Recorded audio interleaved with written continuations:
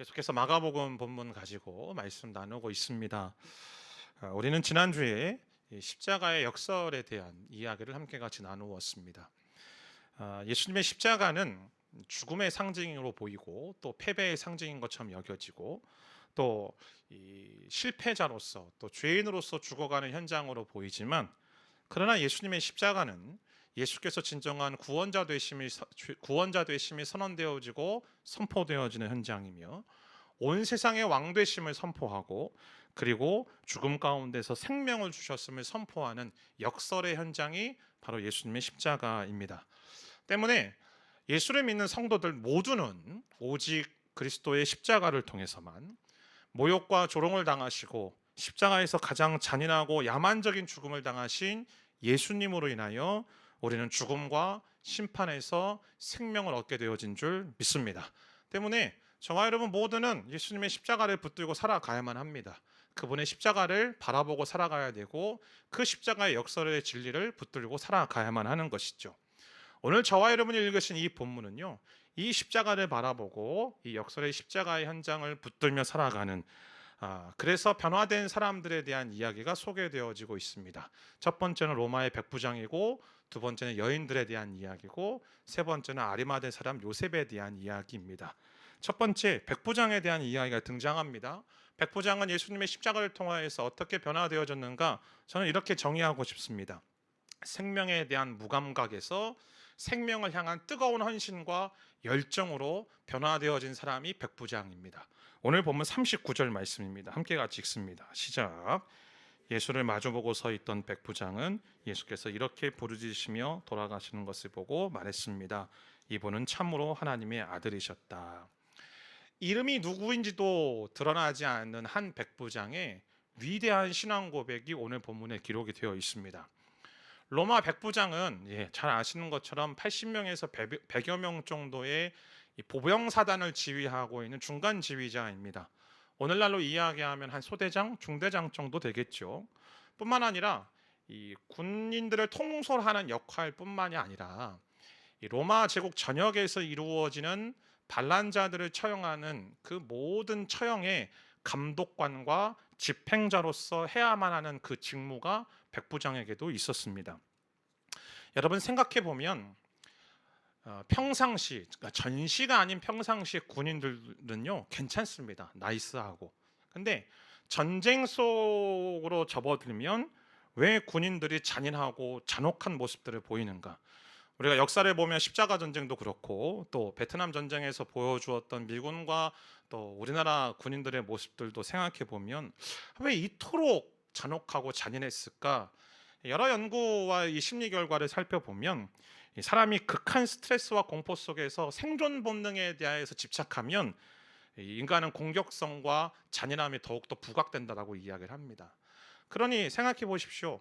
이 전장 속에서 닳고 닳아졌던 이 백부장의 마음은 사실은 잔인하고 잔혹하고 무도한 사람이었다라는 것이죠. 더더군다나 말씀드렸던 것처럼 로마 제국에서 이 죄수들을 처형하고 있는 모든 처형들을 집행하고 감독하는 자리에 있다 보면 이 사람의 마음 속에는 인간 존엄에 대한 것 그리고 생명에 대한 존중감에 대해서는 무감각해질 수밖에 없는 것이죠.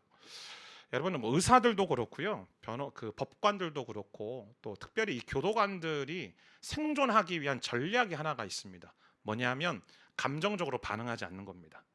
내 앞에서 벌어지는 상황들에 대해서 또 뭐 환자가 되어졌던 수용자가 되어졌던 뭐 피의자가 되었던 피해자가 되어졌던 감정으로 요동하지 않는 것, 동요하지 않는 것, 그래야만 자기를 지킬 수 있다라고 여기는 것이죠. 그러니 여러분 이 백부장도 마찬가지 아니겠습니까? 지금 이 백부장에게 있어서 한 사람, 이 예수의 죽음은 한 사람의 죄수를 처형하는 것 그 이상도 그 이하도 이 사람에게는 아니었습니다. 그러니까 일상적으로 반복되고 있는 죄수를 처형하는 처형의 또 하나의 처형이었고요. 더더군다나 로마를 적대시하고 있는 적국이었던 이 유대인 반란자를 처형하고 있는 하나의 처형식이었던 거죠. 이러한 백부장이 지금 이렇게 얘기하는 겁니다. 참으로 하나님의 아들이셨다. 어떻게 보면 성경 안에서 별로 나타나지 않는 이 엄청나고 위대한 신앙의 고백을 할 수 있었던 그 이유, 그 근거가 무엇일까? 물론 어떤 분들은 이렇게도 이야기합니다. 이 예수님께서 십자가에서 죽으실 당시에 일어났던 수많은 초자연적인 기적들, 뭐 어둠이 임하고 또 땅이 진동하고 무덤이 열려서 죽은 사람들이 일어났다라는 이 마태 기록에 나와 있는 이 초자연적인 기적들을 때문에 두려워해서 엄겁결에 튀어나온 고백이라고 이야기하는 사람들도 있습니다. 그러나 오늘 이 마가가 기록하고 있는 이 백부장의 모습들 속에 어떻게 이 백부장이 이런 위대한 신앙의 고백을 할 수 있었는지 우리는 알 수 있죠. 39절 말씀을 다시 한번 보면 이렇게 기록합니다. 이 백부장이 예수님을 마주보고 서 있었다라고 말합니다. 사랑하는 여러분, 백부장이 이러한 위대한 고백을 할 수 있었던 것은 십자가의 예수님을 바라보았기 때문입니다. 너무나도 놀라운 건 많은 사람들이 예수님을 향해서 이렇게 고백하고 있는 현장이었다라면 군중 심리 때문에 나도 그렇게 아무런 느낌 없이 생각 없이 그렇게 말할 수 있죠. 그러나 우리가 지난주 말씀을 통해 살펴보았던 것처럼 대다수의 유대인들은 이 예수님을 향해서 조롱합니다. 손가락질합니다. 비난합니다. 그런 상황들 속에 유대인도 아닌 메시아에 대한 어떠한 감각도 없고 메시아에 대한 어떠한 예언의 말씀도 알지 못하는 이 이방인이었던 로마의 백부장이 지금 죽어가시는 예수님을 바라보며 하나님의 아들로 고백하고 있다는 거죠. 더더군다나 화려한 보좌에서 등극하시는 그분의 모습이 아니라 처참하게 십자가에서 죽어가시는 그 모습을 통하여서 깨달았다는 것이 더 놀라운 것 아닙니까? 여러분, 이 십자가의 현장 속에는 제자들은 있지 않습니다. 그분의 왕권을 기대했다가 그분의 왕으로 등극하신 것을 기대했다가 힘없이 겟세마네에서 잡혀가시는 모습을 바라보고 제자들은 뿔뿔이 도망갔죠. 그런데 제자들과는 놀라울 정도로 대조되어 있는 모습이 이 백부장의 모습 아니던가요? 오늘 이 백부장의 고백이 결코 우연한 고백인가? 엉겁결에 튀어나온 고백인가? 아니요, 그렇지 않습니다. 이 백부장이 이렇게 얘기하죠. 참으로 이분은 진실로 하나님의 아들이었다. 참으로라는 이야기는 개역성경에 진실로라고 번역되어져 있는데 거짓도 없고 과장도 없는 사실 그 자체, 팩트에 대해서 내가 이야기하고 있다는 거예요. 자기의 감정적인 느낌을 이야기하는 게 아니고요, 공식적으로 지금 자기가 알고 있는 것, 자기가 깨달은 것을 선언하고 선포하고 있는 것이죠. 여러분, 지금 이 백부장의 고백은요 굉장히 위험한 고백입니다. 왜냐하면 로마인이잖아요. 로마 군인이잖아요. 당시 상황 속에서 로마 황제만이 오직 유일한 주라고 고백하며 로마 황제에게 충성을 맹세해야 되는 지금 이 로마 군인이 지금 십자가에서 무력하게 죽어가고 있는 한 유대 청년을 향하여서 참으로 이 사람이 진실로 하나님의 아들이었다라고 말하는 것입니다. 이러한 변화를 일으킨 열쇠가 무엇인가? 예수님의 십자가 때문입니다. 폭력과 두려움과 그 죽음의 현장 속에서 오히려 역설적으로 내가 구원자임을, 내가 온 세상의 왕임을, 내가 죽음 가운데서 생명을 전하는 생명의 주이심을 나타낸 그 십자가의 예수님으로 인하여, 그 십자가의 예수님으로 인하여서 이 백부장이 변화가 되어졌고 그 변화됨을 자신의 입술을 벌려 고백하고 선언하고 선포하고 있는 것입니다. 그럼 도대체 이 백부장은 어떻게 되었을까? 기독교 전승에 따르면 이 사람은 그 이후로 회심하고 그리스도인이 되어져서 이 터키의 갑바도기아 지역에서 복음을 전하다가 우상 숭배를 거부한 죄로 순교당했다라고 교회사 속에 기록되어 있습니다. 이 사람의 이름이 누구인가? 가이우스 카시우스 룽기누스. 지금도 로마의 이 성 베드로 대성당에 가보면 이 베드로 성당에 도움을 지탱하고 있는 4개의 기둥이 있거든요. 근데 그 4개의 기둥의 가장 첫 번째 기둥에 누가 조각되어 있는가? 이 사람입니다. 가이우스 카시우스 룽기누스. 그러니까 4세기부터 이 동방교회에서 성인으로 추대되고 있죠. 그러니까 여러분, 이방인이 회심하여서 메시아가 누구인지에 대해서 선포했다, 그 사실을 뛰어넘어서 죽음을 집행하는 처형관, 집행관에서 생명을 증거하는 복음 전도자로 살아낼 수 있게 된 이 위대한 역설적인 삶의 드라마틱한 변화가 누구를 통해서 이루어진가? 무엇을 통해서 이루어졌는가? 십자가의 예수님을 바라봄을 통해서 이루어졌다는 거예요. 생명에 대해서 무감각하게 반응했던 사람이, 인간 생명에 대해서 그냥 그 죽음만을 묵상하고 죽음을 집행했던 그 사람이 지금 생명을 주신 그 예수님을 하나님의 아들이라고 고백하고 있는 것입니다. 잔인하고 잔혹하고 무도했던 그 백부장이 예수님의 복음을 위하여서 살아간 헌신적인 사람이 된 것이죠. 사랑하는 성도 여러분, 오늘도 냉담하고 무감각한 인생이 하나님이 생명 주심에 대해서 무던하고 무감각하게 반응하는 인생이 하나님을 경외하는 헌신의 사람으로 바뀌는 기적은 여전히 우리의 삶 속에, 우리의 주변 가운데서 일어나는 줄 믿습니다. 십자가의 예수님을 바라보고 그분을 만나는 사람들에게 나타나는 일반적인 변화인 거예요. 특수한 누군가에게만 일어나는 것이 아니라 예수님의 십자가를 바라보며 살아가는 모든 이들에게는 이 생명에 대한 헌신, 생명을 주심에 대한 감사, 그 기쁨과 고백으로 살아가게 되어지는 것이죠. 그러게 오늘 이 백부장의 이야기는 우리에게 도전을 줍니다. 때로는 예배를 드려도, 때로는 찬양을 불려도 너무나도 무감각할 때 있죠. 신앙의 바이오리듬이라는 것은 존재하더라고요. 어떤 순간 속에는 아무리 내가 예배를 드리고 아무리 내가 주님의 이름을 부르며 기도하는데도 내 눈에는 눈물 한 방울 맺히지 않고 그냥 무감각하게, 그냥 무기력하게 반응할 때 있습니다. 여러분, 그럴 때 우리가 어떻게 해야 되는가? 십자가의 예수를 바라보게 되기를 주님의 이름으로 축복합니다. 십자가의 예수님을 바라볼 때에 매일의 말씀과 기도로 그 예수님의 십자가를 현재형으로 내 안에 경험하기 시작할 때 우리 인생 가운데 무감각함에서, 생명을 주신 그 주님에 대한 무감각함에서 생명을 향한 헌신과 생명을 향한 감사와 기쁨으로 살아가는 놀라운 이 드라마틱한 변화가 우리 인생 가운데 날마다 경험되어지는 줄 믿습니다. 두 번째 변화는 여인들의 변화입니다. 여인들의 변화는 관객에서 증인으로 변화된 삶인 것이죠. 오늘 보면 40절부터 41절까지의 말씀이 있습니다. 시작. 여인들도 멀리서 이 광경을 지켜보고 있었습니다.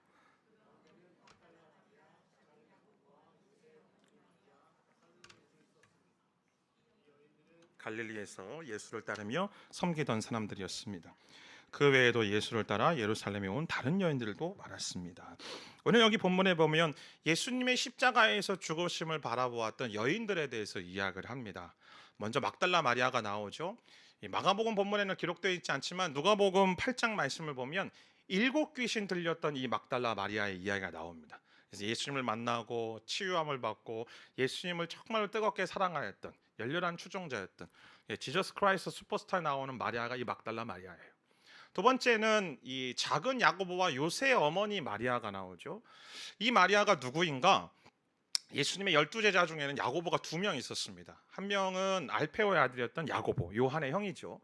두 번째 야고보는 죄송합니다. 세베대 아들, 헷갈렸어요. 두 번째 야고보는 알페오의 아들입니다. 근데 이 둘 야고보를 비교하기 위해서 이 세베대 아들을 야고보는 큰 야고보라고 불리우고 알페오의 아들 야고보는 작은 야고보라고 부르웁니다.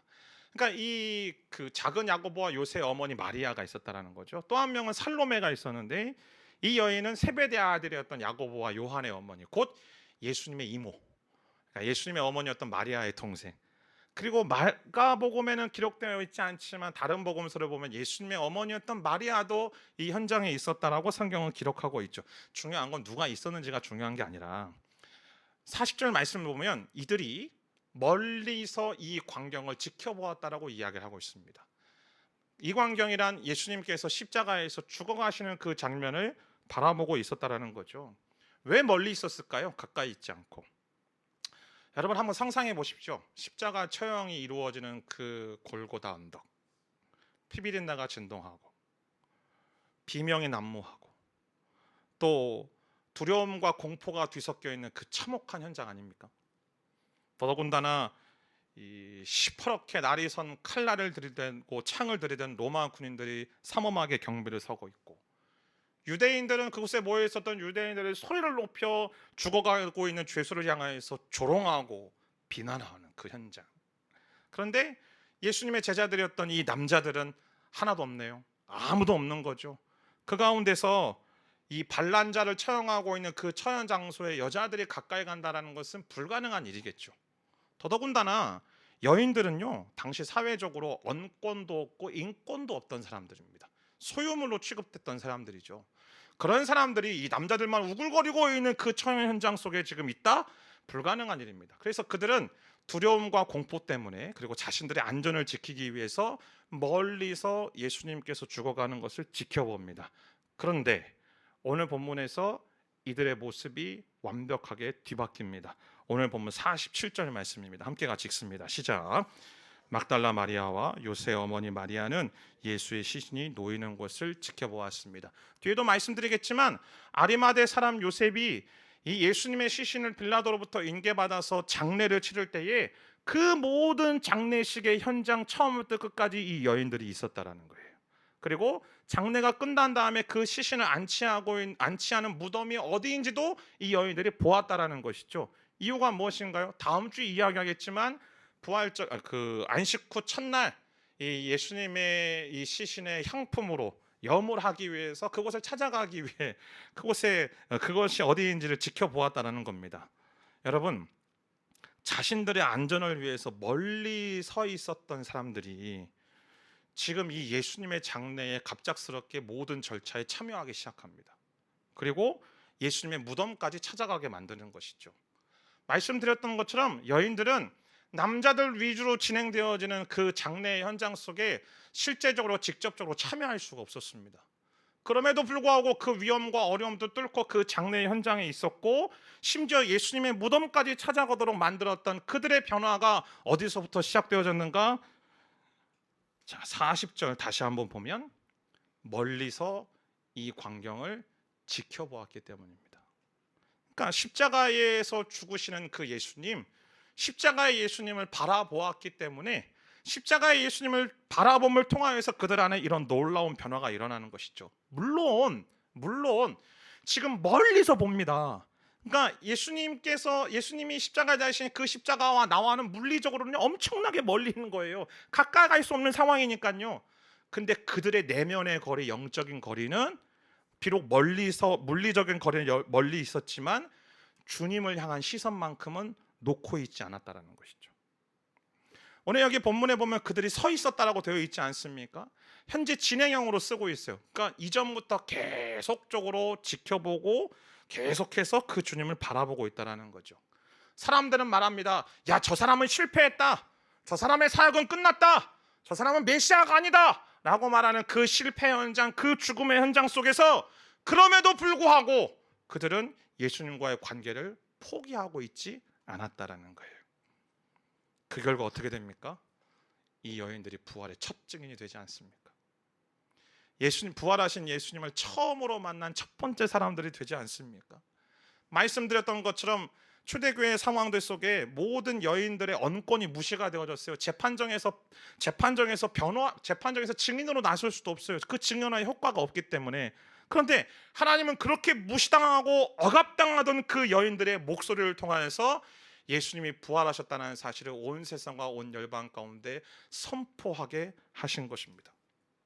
두려움으로 인하여서 멀찍이 서 있던 그들이 담대하게 그분께 나아갈 뿐만 아니라 더 나아가서 주님의 살아계심을 선포하는 선포자로 증인으로서 살아가는 것이죠. 때문에 관객의 자리에서 증인으로 나아갈 수 있는 힘은 무엇인가? 십자가를 향한 시선을 거두지 않을 때 가능한 일입니다. 우리가 증인의 삶으로 살아갈 수 있는 유일한 힘은요, 십자가의 예수를 바라볼 때만이 가능한 것이죠. 어떤 분은 그렇게 얘기할지 모릅니다. 야, 멀리서 보는 게 무슨 신앙이냐고, 나도 하겠다라고, 멀리서 보는 것이 무슨 믿음이냐고, 그런 나도 하겠다라고 이야기합니다. 그러나 여러분, 자리를 지키는 것 자체가 신앙 고백이에요. 믿음이 흔들릴 때 있어요. 상황이 좋지 않을 때 있다고요. 그렇게 뜨겁게 기도하는데도 불구하고 내 상황이 역전이 되어지지 않을 때 분명히 있습니다. 그럼에도 불구하고 내가 그렇게 뜨겁게 기도하고 주님 앞에 나아가는데도 불구하고 하나님이 침묵하시는 것과 같은 그런 안타까움과 그런 어둠의 시간을 겪을 때 예배당 뒷자리라도 붙잡는 것이, 그것이 나의 신앙 고백이에요. 하나님은 그 작은 몸부림에도 하나님은 은혜의 영역으로 사용하시는 것이죠. 그러기에 멀찍이라도 주님 곁에 머물러 멀리서라도 주님을 바라보는 것이 은혜인 줄 믿습니다. 때로 신앙을 포기하고 싶을 때 있습니다. 기도 포기하고 싶을 때 있죠. 그렇게 기도하는데 변하지 않는 내 가족, 변하지 않는 직장, 변하지 않는 나라를 바라보며 너무나도 이제는 포기하고 싶은 마음이 들 때도 있습니다. 때로는 신앙의 위기를 겪기도 합니다. 내가 예수를 믿는 그 믿음으로 살아가는데 끊임없이 나는 실패하고 끊임없이 나는 좌절하고 그것을 인하여서 손가락질 당하고 좌절하고 절망하는 그런 낙심의 순간 맞이할 때 있죠. 그러나 그런 순간에라도 저 뒤에 의자라도 붙잡겠다라는 믿음의 결단이 우리 가운데 중요한 겁니다. 예배의 자리이든 순회의 자리이든 가정 예배이든 간에 저와 여러분의 몸을 그 현장에 두는 게 여러분 우리의 문제의 첫 돌파구가 된다는 사실을 기억하게 되기를 주님의 이름으로 축복합니다. 여인들은요 처음에는 거리두기를 했어요. 우리 코로나 기간에 사회적 거리두기 했잖아요. 예수님과 그렇게 거리를 두었다고요. 근데 거리를 두었음에도 십자가를 바라보는 그들의 시선은 변하지 않았어요. 그 거리두기에서 그 두려움과 공포와 자신들의 안전 때문에 멀찍이 서서 그분을 바라보는데 그분을 바라보면 바라볼수록 내가 더 점점 그분께 가고 있는 거예요. 그분을 바라보면 바라볼수록 그분의 십자가를 바라보면 바라볼수록 내 안에 내면 가운데서 담대함들이 생기기 시작하는 거고 용기가 생기기 시작하는 거예요.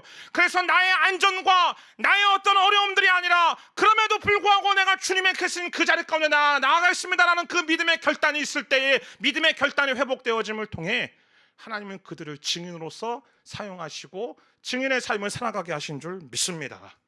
때문에 멀찍이라도 계십시오. 멀리서라도 계십시오.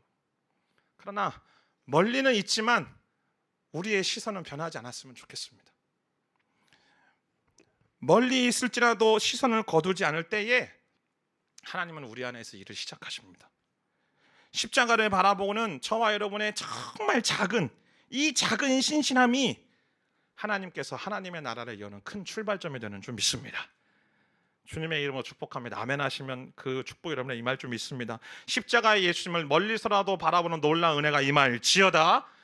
그럴 때에 관객과 같은 방관자와 같은 나를 하나님이 증인으로서 세우시는 놀라운 은혜가 있을지어다. 아멘. 세 번째 변화된 사람의 모습은 변화된 사람은 아리마대 사람 요셉입니다. 오늘 보면 42절 43절 말씀 읽겠습니다. 시작. 이미 날이 저물었는데 그날은 예배일 곧 안식일 바로 전날이었습니다. 아리마대 사람 요셉이 용감하게 빌라도에게 가서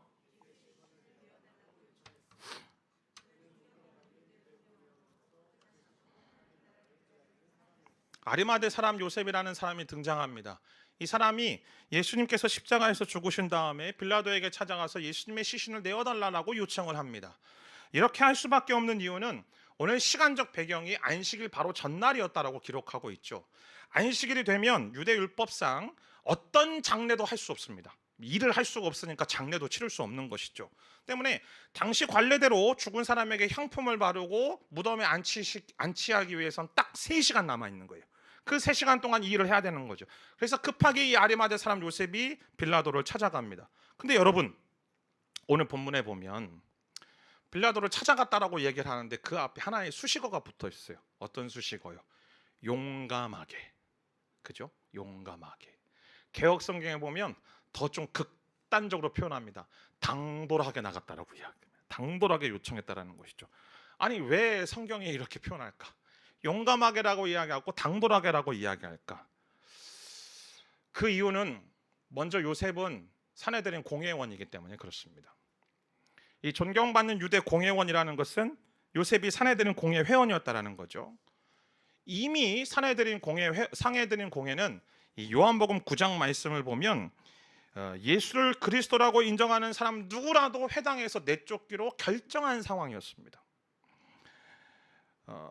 물론 이 누가복음 23장 말씀을 보면 이 예수님에 대한 공회의 결정과 이 행동에 대해서 요셉은 분명히 반대를 합니다. 51절 말씀을 보면 찬성하지 않았다라고 되어 있으니까. 근데 그럼에도 불구하고 예수님의 시신을 달라고 이야기하는 건 굉장히 담대한 요청인 거죠. 더더군다나 지금 예수님의 제목은 반역죄입니다. 로마인들이 십자가 처형을 당한 죄수를 어떻게 처리하는가? 3일이고 4일이고 거기에 내버려 둡니다. 새들이 와서 쪼아먹고 들짐승이 지나가다가 다 뜯어먹게 하기 위해. 그걸 이 적국 사람들, 식민지 사람들에게 보여주는 거예요. 반란을 저지르면 이렇게 된다라고. 근데 그렇게 해서라도 해결 안 되면 쓰레기장에 그냥 내던져 버립니다. 반란자이니까 그러는 거예요. 근데 여러분, 지금 그런 상황 속에서 더더군다나 빌라도에게, 유대인이라면 치를 떨고 있는 그 빌라도를 찾아가서 시신 내어달라고 요청하는 거죠. 지금 자기의 목숨에 왔다 갔다 하는 상황인 거예요. 자신도 반란자로 몰릴 수밖에 없는 상황인 거죠. 물론 요셉이 우리가 처음 살펴보았던 백부장처럼 믿음이 아예 없던 사람은 아닙니다. 그도 믿음이 있어요. 오늘 본문에도 보는 것처럼 하나님의 나라를 기다리는 사람이라고 되어 있으니까. 심지어 마태복음 말씀에 보면 그도 예수님의 제자라고까지 표현하죠. 근데 요한복음 19장 38절에 보면 이렇게 기록합니다. 함께 읽습니다. 시작. 아리마대 사람 요셉이 빌라도에게 예수의 시신을 내어달라고 간청했습니다. 요셉은 예수의 제자이면서도 유대 사람의 지도자들이 두려워 그 사실을 숨겨온 사람. 여러분, 아리마대 사람은요, 믿음이 있고 신앙이 있어요. 근데 그 사실을 숨겨온 사람이에요. 어떤 이유 때문인지는 몰라요. 그러나 자신의 삶의 바운더리 속에서 내가 예수님을 구원자로, 예수님을 메시아로 고백한다는 것을 철저하게 숨기며 살아왔던 소위 말하는 타협하는 신앙이었죠. 소극적인 신앙이었습니다. 굉장히 은밀한 신앙이었습니다. 그런데 그 사람이 지금 용기 있게 빌라도를 찾아간 겁니다. 당돌하게 예수님을 찾아간 겁니다. 조용히 찾아가서 은밀하게 이야기하는 것이 아니고 담대하게, 대담하게, 공적으로 지금 선언하고 선포하는 거죠. 예수님의 시신 나에게 내어달라고. 이전에는 예수님을 반대하는 그 종교 지도자들이 두려워가지고 아무것도 하지 못했던 사람이 지금은 당돌하게 빌라도에게 들어가서 담대하게 예수님의 시체를 내어달라고, 내가 장사하게 해달라고 요청하는 겁니다. 자신의 안전이 위태로워질 수 있습니다. 자신의 명성이 위태로워질 수 있습니다. 자신이 지금까지 쌓아왔던 인생의 커리어들과 인생의 부유함들 한순간에 무너질 수 있습니다. 심지어 반란죄로 간주될 수도 있는 거예요. 그럼에도 불구하고 이 사람이 합당하게 나아갑니다. 더더군다나 드러내놓고 예수님을 따라갔던 제자들은 다 도망가는데 드러내지 않고 예수님을 따라갔던 이 요셉이 오히려 지금 이 순간 담대하게 앞으로 나아가서 옳은 일을 하고 있는 거예요. 이 도대체 이유가 무엇일까요? 이 사람이 이렇게 편한 이유가 무엇일까요? 바로 그도 십자가에 달리신 예수님을 바라보았기 때문입니다.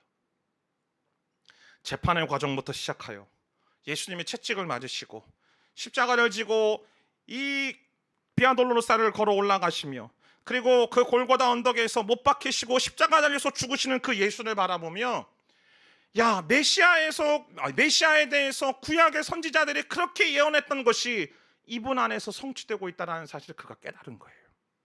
근데 깨달은 것으로 끝나지 않아요. 오늘 우리 집사님께서 기도하시는 그 기도의 말미에 그런 기도 하시더라고요. 우리의 믿음을 가지고 그 말씀에 순종하며 행동하는 것이 성도라고. 여러분, 이 아리마대 요셉이 지금 그러합니다. 깨달은 것으로 끝나지 않아요. 그리고 그 깨달음에서 머무르지 않고 한 걸음 더 나아가서 위험을 무릅쓰고 예수님의 시신을 위해서 용기 있게 담대하게 나서게 된 겁니다. 사랑하는 여러분이요, 십자가를 바라보면 바라볼수록 십자가의 진정한 의미가 무엇인지를 깨닫게 되어지고, 그 십자가의 의미가 무엇인지 깨달아지면 깨달아질수록 은밀하게 주님을 따라가더라도 그리스도를 위하여서 담대하게 나서는 인생이 되어지는 줄 믿습니다. 십자가를 주목하며 살아가면 살아갈수록 내 인생의 안위와 안전과 나의 인생의 평안함을 위하여서 은밀하고 소극적으로 타협하면서 살아가는 인생이 아니라 나의 인생의 안정과 평안함이 무너진다 할지라도 그것이 내가 예수를 위해서 살아가는 것이고 주님을 기쁘시게 하는 일이라면 서슴지 않고 믿음의 용기를 내어줄 수 있는 그 담대함들이 우리 가운데 회복되어진다는 것이죠. 그것이 아리마대 요셉의 이야기뿐일까요? 아니요, 그렇지 않습니다. 이 이후로부터 예수 그리스도의 십자가를 바라보았던 우리의 믿음의 선배들이 보여줬던 모습들 아닙니까? 아브라함 링컨 이전에, 무려 100여 년 전 이전에 영국의 노예 해방을 주도하였던 이 윌리엄 윌버포스라는 분이 그러한 사람인 것이죠. 윌리엄 윌버포스는요, 금수저 중에 금수저예요. 아주 대단한 가문에서 태어났습니다. 이 사람은 젊은 시절에 흥청망청 놀았습니다. 그런데도 불구하고 공부도 대충 했는데도 불구하고 가문의 힘 때문에 정계에 진출합니다. 그런데 어느 날 그가 예수님을 만납니다.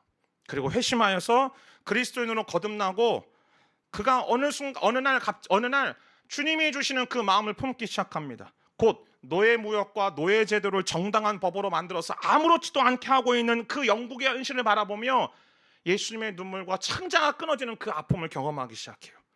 당시 영국은 세계 최고의 노예 무역 국가였어요. 노예 무역을 통해서 돈을 벌었던 나라가 영국이에요. 때문에 노예 제도를 폐지하라는 이야기는 오늘날 말하는 무엇과 똑같냐면 반도체 폐지하자는 얘기합니다. 반도체 사업 접자는 이야기예요.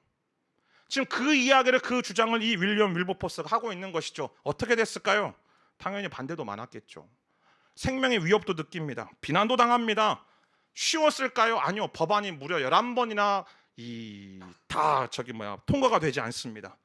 그 가운데서 얼마나 스트레스를 받고 얼마나 힘겨웠는지 척추장애를 안고 온갖 질병에 시달리고 건강은 악화가 되고 재정도 바닥을 보입니다.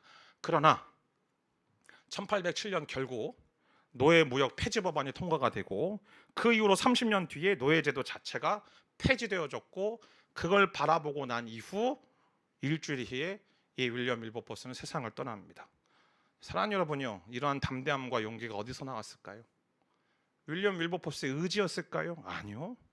그의 자서전, 그의 회고록에서 이렇게 이야기합니다. 어느 날 자기의 사촌, 작은 아버지의 친구였던 존 뉴턴이라는 사람을 통해서 나는 예수님을 더 경험하고 그분의 십자가를 경험하게 되었느라고.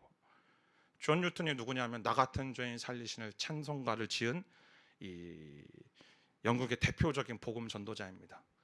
이 사람은 노예선 선장이었어요. 노예선 선장이 어느 날 회심하고 예수님의 십자가를 통하여서 나 같은 죄인 살리시니 놀라우신 은혜에 대한 감격과 감사를 고백하며 살아간 것이죠. 그 예수님의 십자가가 무엇인지, 그 십자가의 의미가 무엇인지를 이 윌리엄 윌버포스에게 이야기를 합니다.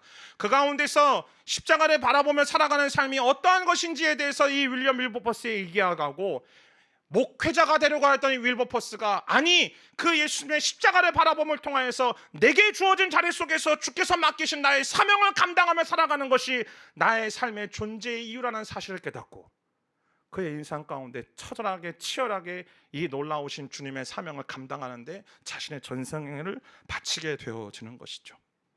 사랑하는 여러분이요, 십자가의 예수님을 바라보는 저와 여러분들에게 아리마대 사람 요셉에게 부어주신, 윌리엄 윌버포스에게 부어주신, 그리고 우리의 신앙의 선배들에게 부어주신 담대함과 사랑과 용기를 우리 가운데 부어주실 줄 믿습니다. 아멘. 십자가를 바라봄으로 두려움 대신 십자가의 용기로, 인색함 대신 값없는 섬김으로 세상 나라 대신 하나님의 나라를 꿈꾸며 살아가는 저와 여러분의 인생 되기를 주님의 이름으로 축복합니다. 그러게 신앙생활의 본질은 지난주에도 함께 같이 말씀을 나누었지만 갈라디아서 2장 20절의 말씀처럼 나를 사랑하사 나를 위하여 자기 자신을 버리신 하나님의 아들의 십자가를 내 마음의 중심에 두고 그분을 바라보며 살아가는 것이 우리 신앙생활의 본질이에요.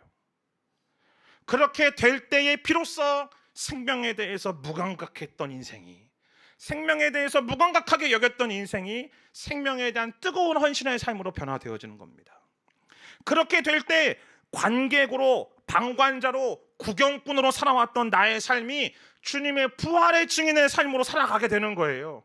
두려움 속에서 은밀하게 세상과 타협하며 소극적으로 살아가던 삶이 십자가의 용기와 담대한 삶으로 변화되어지는 줄 믿습니다.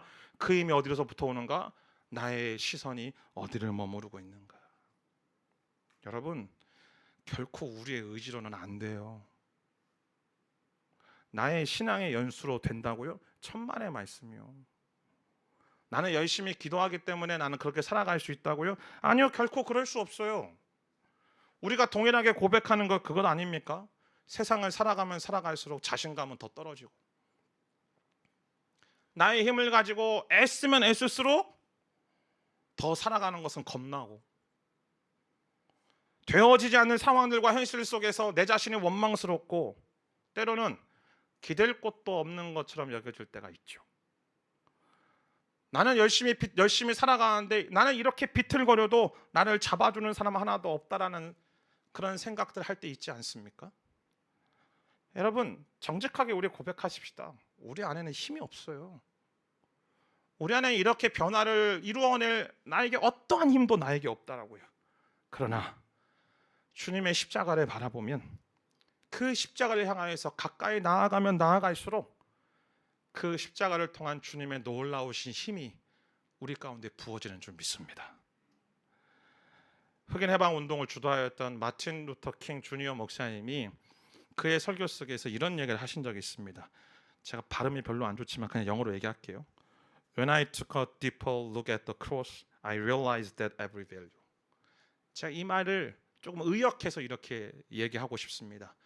내가 십자가를 깊이 바라보는 그 순간 나의 인생의 모든 계산이 다시 시작된다.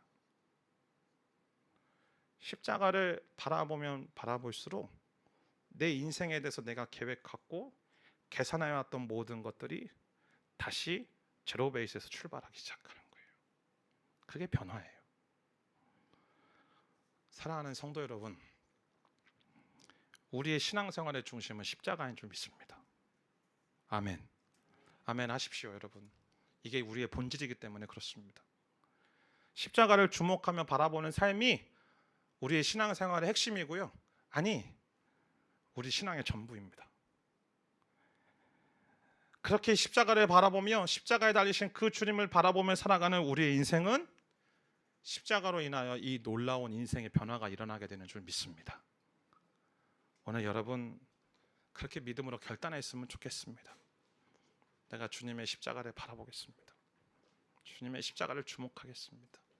그 십자가를 내 마음에 품고 살아가겠습니다. 오늘 그 믿음의 결단을 하며 주 앞에 나아가는 저와 여러분의 놀라운 믿음의 삶이 되어지기를 주님의 이름으로 축복합니다.